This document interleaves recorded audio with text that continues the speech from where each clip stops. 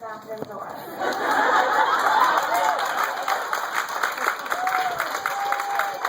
So you know where we're going.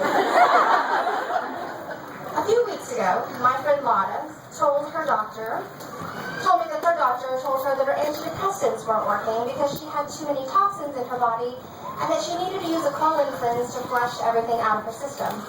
It sounded completely insane, and I told her that. But then she mentioned that when she took the colon cleanse, she lost 3 pounds that very day, and I was immediately in. I convinced myself that I owed it to my family to have my crazy pills work properly, but really I just wanted to lose 3 pounds without working out. And that whole last sentence kind of proves why I need to be on crazy pills. So I went to the grocery store, but I couldn't find the colon cleanse. I considered asking the pharmacist, but as I was waiting in line, I had a conversation in my head that went a little something like this. Yes, I'd like some colon cleanse. I've never heard of that, said the pharmacist in my head. Sounds like something deviants use.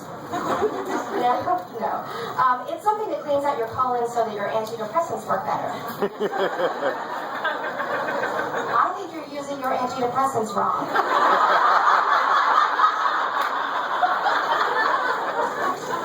They go in your mouth. You are surprisingly unhelpful for a healthcare worker. I am calling the police, you deviant. And I'm not sure why I jumped right to the pharmacist calling the police, but once the thought was in my head, it was stuck there. And so I panicked a little when the pharmacist asked what I actually needed. I paused awkwardly and then asked where the reading glasses were, and then he said that they didn't carry reading glasses, which was weird because most pharmacies do, and I always like to try them on and pretend that I'm a naughty librarian. So instead of the colon cleanse, I decided that I would just take a bunch of X-Lax because I figured next best thing, right? I bought the extra strength stuff because it was the same price as the regular strength. And so technically it was like I was saving money. And I thought it would help my argument later when my husband Victor demanded to know why I had bought $20 worth of unnecessary laxatives. Although later it turned out he didn't really care about the cost effectiveness. Because he hates being economically feasible or just wants me to be fat or something. I already knew that he was judgy about the whole thing because he was also very unsupportive when I wanted to buy those Chinese foot pad things that suck all of the toxins out of your feet while you sleep. He claimed the whole Chinese foot pad thing was a scam, but I think it's just because he wants me to suffer or possibly that he's racist. And then when I called him racist, he got all mad and screamy, and I was all, I don't even know what I'm saying, those are the toxins talking. He still wouldn't let me buy them. And this is exactly why I waited until the week that he left for a business trip to New York to actually do the cleanse. I took 2 chocolate squares of X-Lax that night, but then I noticed that the directions said that it would bring gentle results, and it seemed like a good colon cleansing shouldn't be gentle at all. So I took 3 more tabs. And they were chocolatey and delicious, and I was kind of hungry, so I ate another one. And then, nothing happened at all. So the next morning, I took 2 more.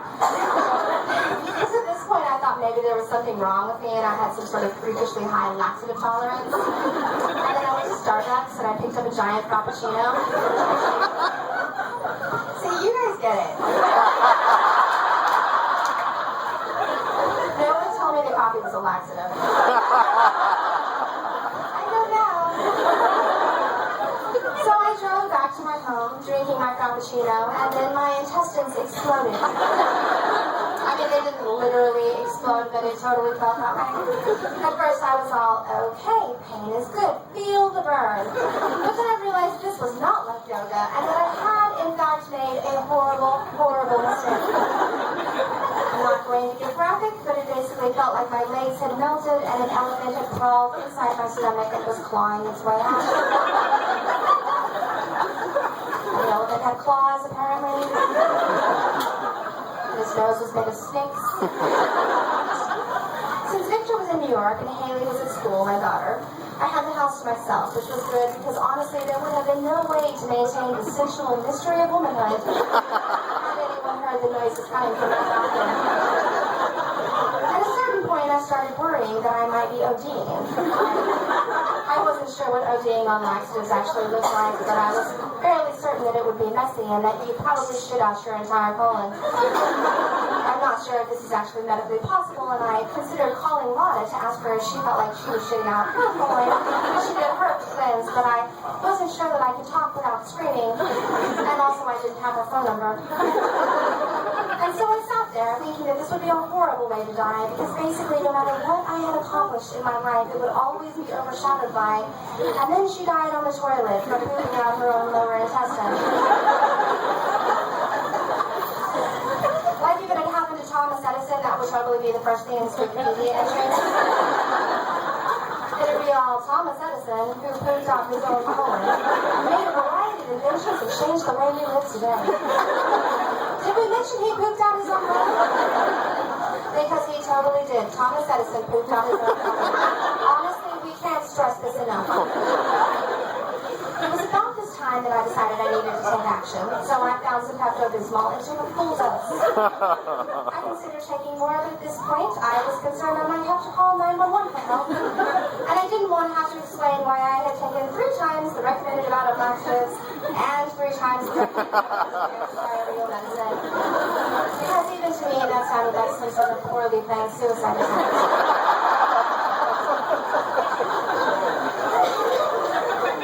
Just one dose of the antidiarrheal seemed somewhat rational comparatively. Surely, I thought this would make it seem more credible and much less likely to be put on suicide watch. Of course, the Pepto-Bismol was no match for the raw power of the X-Lax. It was much like wearing shin guards in the middle of a tornado.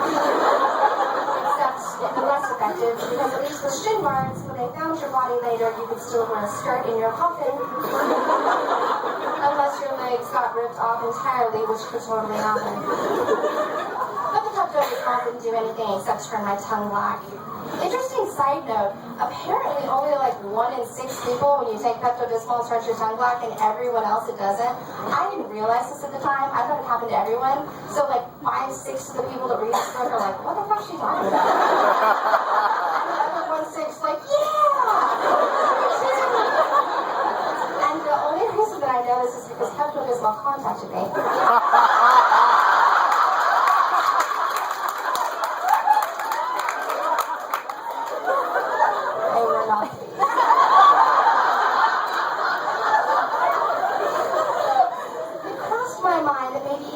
Cheese might help. Because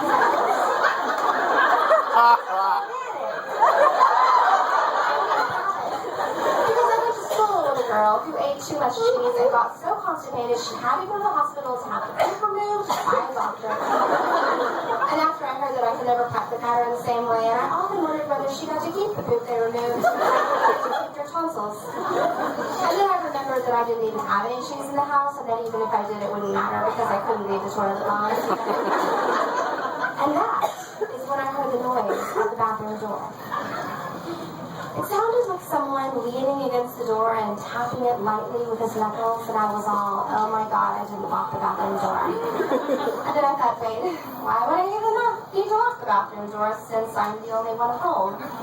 My initial thought was that it was a murderer or a rapist, which was quickly followed up by the thought that if it was a rapist, he was going to be terribly disappointed.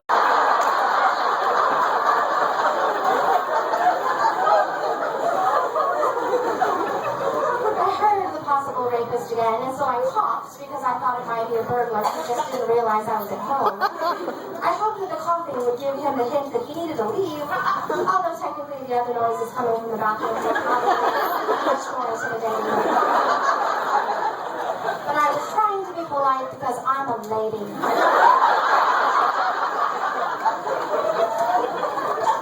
And then someone slid a note under the door. And I just stared at it because seriously, what the fuck? It was so baffling, I couldn't even get scared. I tried to slide to reach the note, which was a small white slip of paper, but I couldn't reach it. So I just yelled weakly, hello? Did you just pass me a note? No one answered. And then I started to get freaked out, and I silently thanked God that I just in case I needed to call to report the laxative overdose. I picked up the phone to call the police, but then I considered how it would sound when I told them that I was calling from inside my bathroom, where I had OD'd on laxatives, and then a possible rapist was quietly passing me.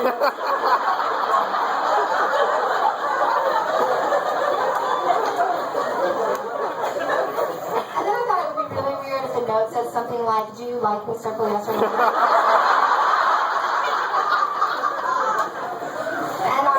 Would have laughed too if it wasn't for the laxative rapist combo bearing down. Then another note came slowly peeking through the door, and I realized this wasn't even a note at all. It was actually the wrapper from a Band-Aid. And that's when I realized I was probably dealing with a psychopath, because why would anyone pass me a Band-Aid wrapper unless they were completely insane? So I yelled, "I'm calling the police! And I have diarrhea! From AIDS." Because I thought that would discourage a rapist. I wasn't even sure whether AIDS caused diarrhea, but I figured it probably did. And then it got really quiet, and suddenly the Band-Aid wrapper was violently pulled back from under the door, and I was like, "What the hell?" And then it shot back to the bathroom again, and this time I could see that it was being pushed under the door by a fucking cat paw.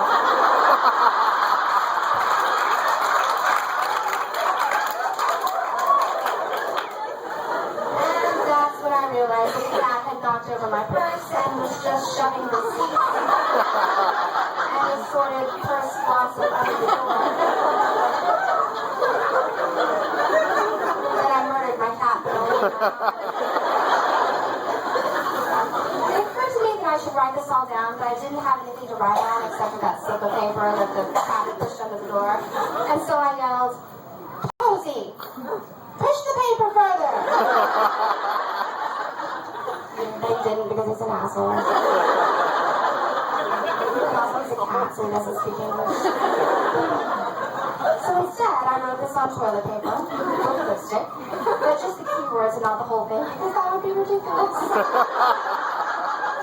And then I said a little prayer thanking God for saving me from being assaulted, and also for not making me have to explain to the ambulance drivers that I had accidentally mistaken my cat for a rapist after purposely overdosing on laxatives in order to make my antidepressants work better.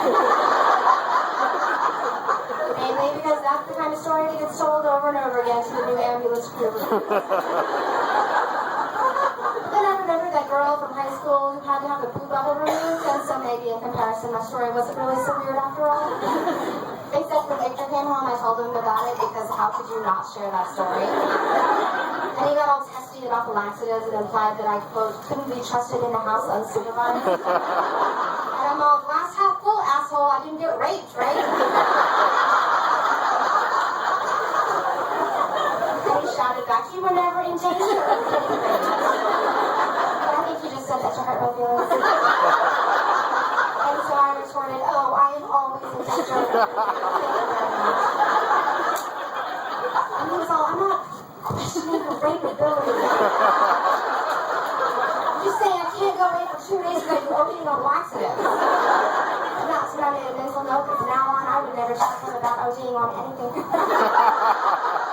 And also that I should probably make friends with ambulance drivers, because I bet they have some pretty kick-ass stories.